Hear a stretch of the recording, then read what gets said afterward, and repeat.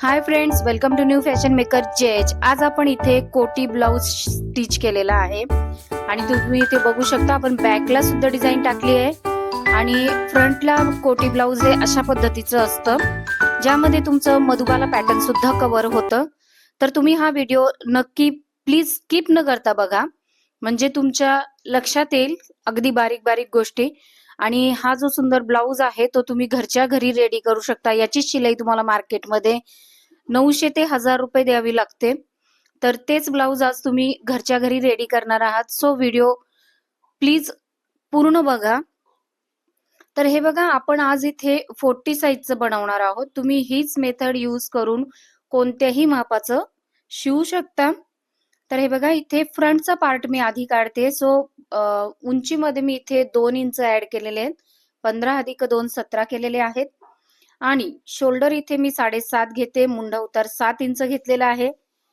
छातीची size इथे 40 आहे। So त्याचा चौथा भाग करून घ्यायचा आहे 10। 10 मध्ये 2 इंच मिळवलेले आहेत मार्जिन। तुम्ही 1.5 इंच सुद्धा ऍड करू शकता।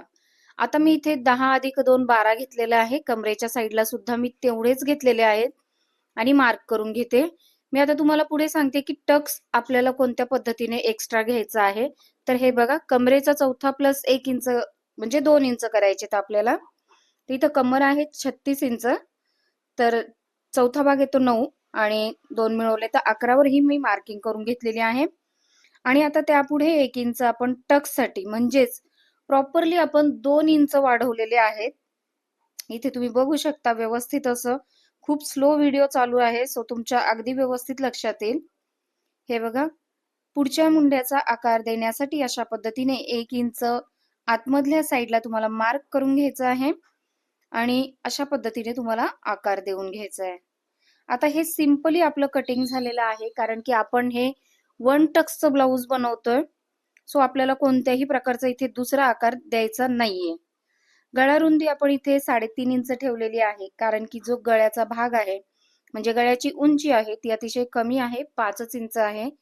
फ्रेंड्स, खूप अशा नॉर्मल गोष्टी असतात छोट्या छोट्या पण खूप महत्वाच्या, की ज्यावेळेस आपण डीप नेक ठेवतो त्यावेळेस आपल्याला गळ्याची रुंदी जी आहे ती कमी ठेवावी लागते आणि ज्यावेळेस आपली गळ्याची उंची कमी असते त्यावेळेस आपल्याला गळ्याची रुंदी वाढवावी लागते। तर फ्रेंड्स, मी अशाच पद्धतीचे छोटे छोटे टिप्स तुम्हाला सांगत असते, त्यामुळेच नेहमी मी सांगते की न स्किप करता बघा।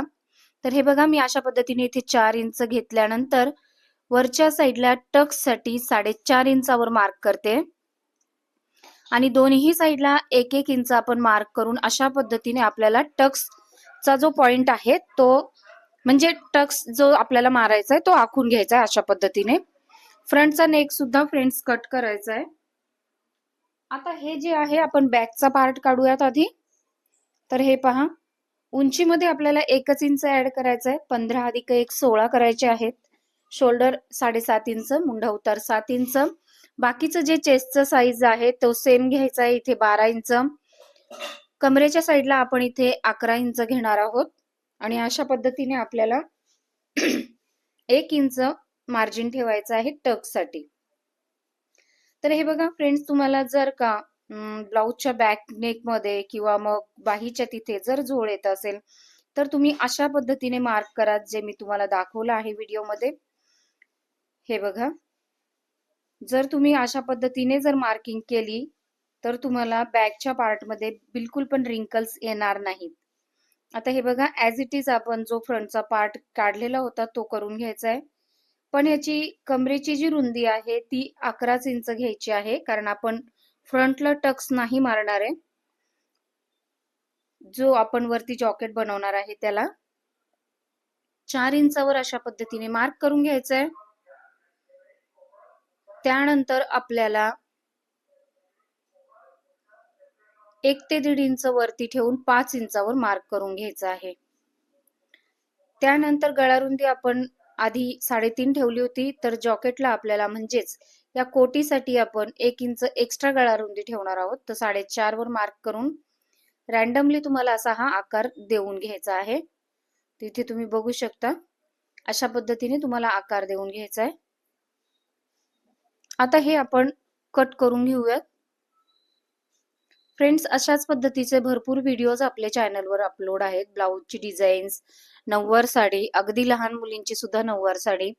तुम्हाला प्रत्येकच म्हणजे स्टायलिश जे कपडे आहेत ते शिवायला आम्ही इथे शिकवतो, म्हणजेच सांगतो.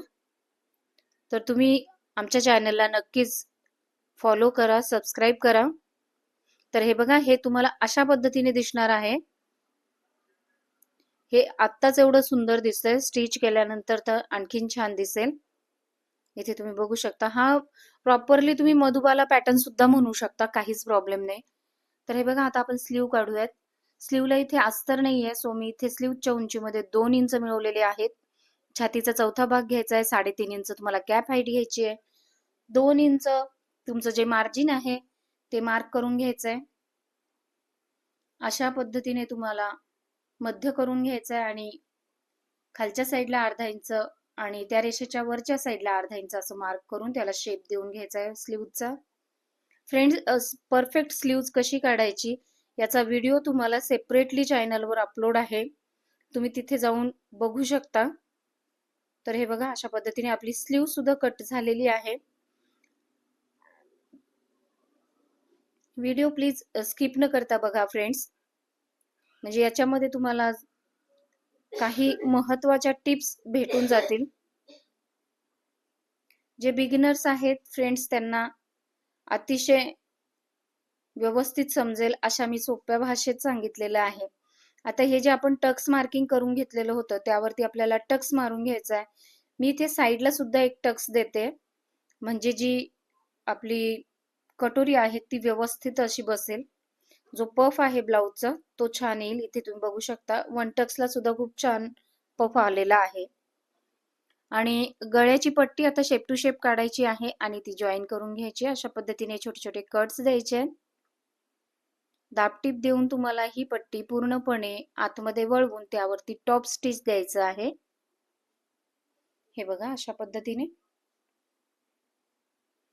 त्यानंतर फ्रंटचं जे जॉकेट आहे फ्रेंड्स, त्याला आपण म्हणजे जी कोटी आहे त्याला आपण पाइपिंग करणार आहोत. तुम्ही लेस सुद्धा लावू शकता किंवा मग पट्टी लावून पूर्णपणे आतमध्ये वळवून सुद्धा घेऊ शकता, पण मी इथे पाइपिंग करते. तर तुम्हाला नॉर्मली आपण जसं ब्लाऊजला पाइपिंग करतो आपल्याला त्याच पद्धतीने पाइपिंग करून घ्यायची आहे.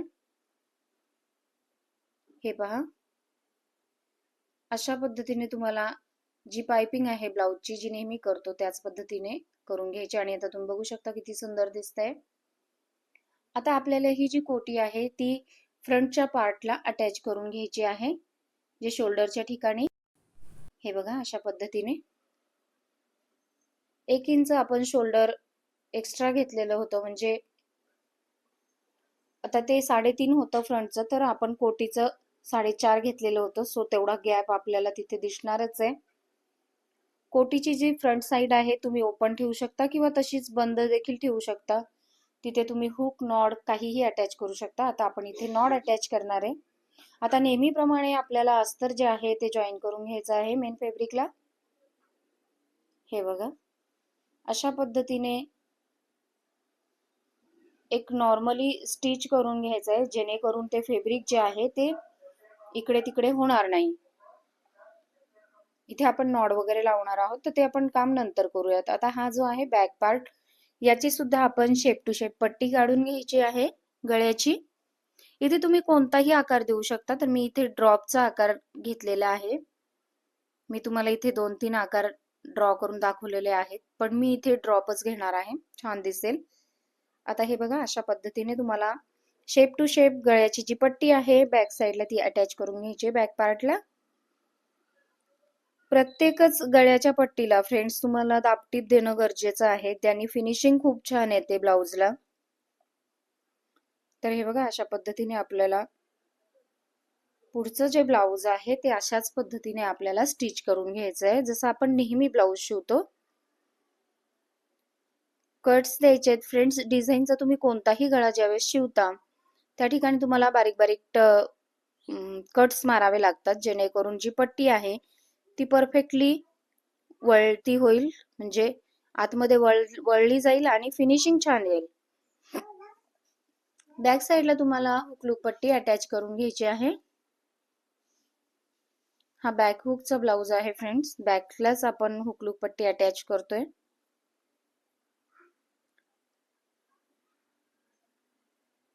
त्यानंतर आपल्याला रेग्युलरली जसं आपण ब्लाउजला पट्टी लावतो त्याचप्रमाणे आपल्याला कमरेची पट्टी लावून घ्यायची आहे. टक्स मारायचे आहेत आणि पुढचं जे ब्लाउज आहे ते त्याच पद्धतीने आपल्याला रेग्युलरली स्टिच करून घ्यायचंय.